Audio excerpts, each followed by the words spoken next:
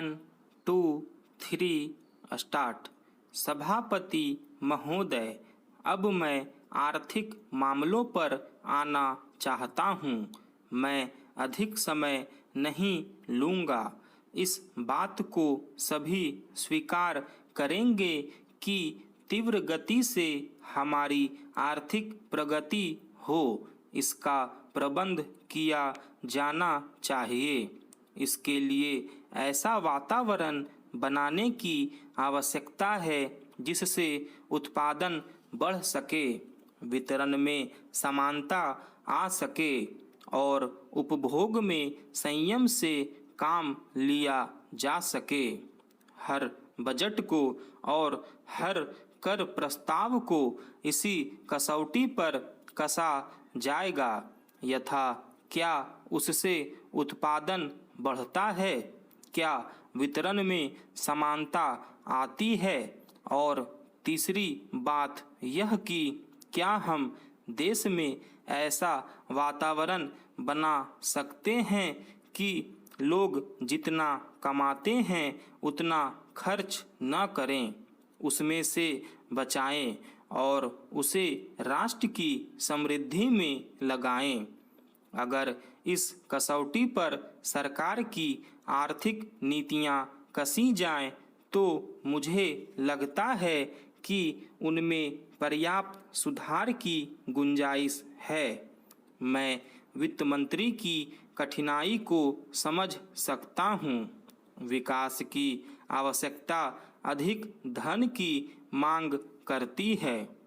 राज्य सरकारें अधिक कर लगाने के लिए तैयार नहीं हैं। वे केंद्र से कर्जा लेकर अपना काम चलाना चाहती है। वहाँ कोई वित्तीय अनुशासन नहीं है। यह सारा बोझा केंद्र को उठाना पड़ेगा और केंद्रीय सरकार कठिनाई में पड़ेगी। इसलिए मैं समझता और सुझाव को दोहराना चाहता हूँ कि राज्यों को इस संबंध में निर्देश दिया जाना चाहिए। संविधान के अंतर्गत केंद्र इन राज्यों को निर्देश दे सकता है कि वह अपने साधनों के अंतर्गत अपने खर्च को चलाएं।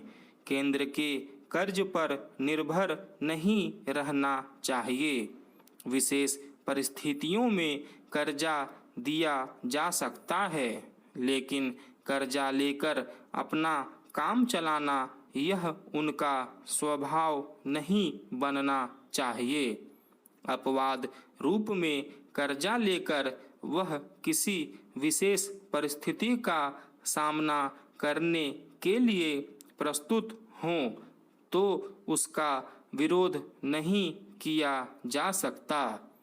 दूसरी बात यह है कि देश में सादगी और संपत्ति को उड़ाने के बजाय उसे उत्पादक कार्यों में लगाने का वातावरण बनाना चाहिए।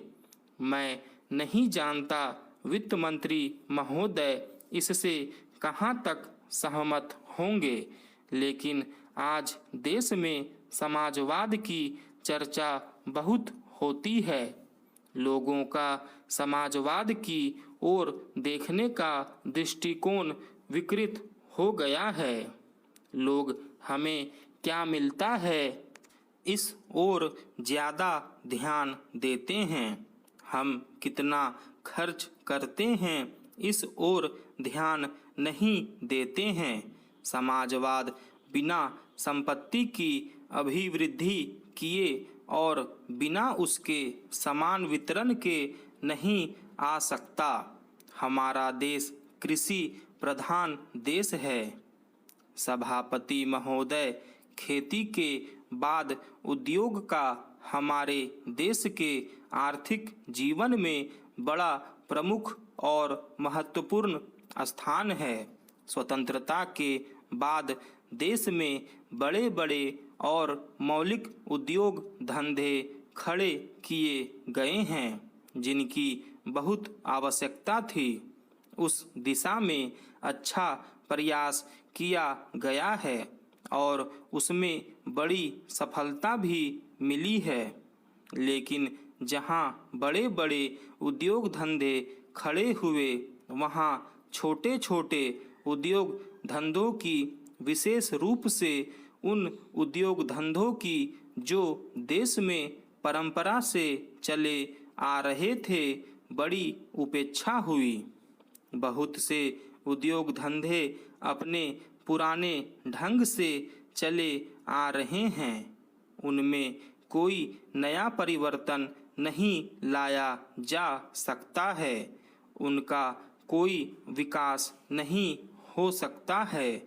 देश की स्थिति को देखते हुए विशेष रूप से ग्रामीण क्षेत्रों में कौन से नए उद्योग धंधे खड़े किए जा सकते हैं, इस बारे में कोई अनुसंधान नहीं किया गया है। खादी और ग्रामोद्योग स्थापित किया गया और उसने खादी और कुछ ग्रामीण उद्योग धंधों को लिया, लेकिन उसकी भी कुछ सीमाएं हैं। बहुत से उद्योग धंधे ऐसे हैं जिनको प्रोत्साहन दिया जाना चाहिए था, लेकिन प्रोत्साहन देना तो दूर रहा, ऐसी नीति अपनाई गई कि उनके काम में बाधा पैदा हुई और उनमें बहुत से टूट गए। इसका परिणाम यह हुआ है कि एक तरफ तो हमने दिखाने के लिए बड़े बड़े कल कारखाने खड़े किए हैं, लेकिन दूसरी तरफ बेकारों की संख्या बढ़ती गई है। आज यह समस्या एक भीषण रूप में हमारे सामने आई है। यदि हम छोटे छोटे उद्योग धंधों को, विशेष रूप से कृषि से संबंधित उद्योग धंधों को बड़े बड़े शहरों में नहीं, दूर दूर ग्रामीण क्षेत्रों में नहीं फैलाते हैं, तो इसके दो दुष्परिणाम होंगे। एक तो उद्योगों का केंद्रीकरण होगा, दूसरे शहरों की जनसंख्या बढ़ेगी, जिससे अनेक जटिल समस्याएं पैदा होंगी।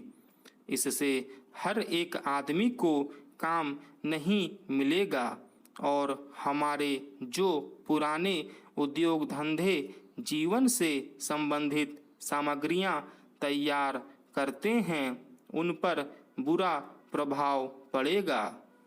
लेकिन सरकार की ऐसी नीति रही है कि उनमें से बहुत से उद्योग धंधे समाप्त होते जा रहे हैं, जिसका परिणाम यह है कि इस उद्योग में लगे हुए आदमी बेकार हो रहे हैं। मैं चाहूँगा कि सरकार ऐसे उद्योग धंधों को अधिक प्रोत्साहन देने का प्रयत्न करे। इस प्रयत्न के लिए हम इस मौके पर सरकार का समर्थन देशभक्ति की भावनाओं से करते हैं। स्टॉप।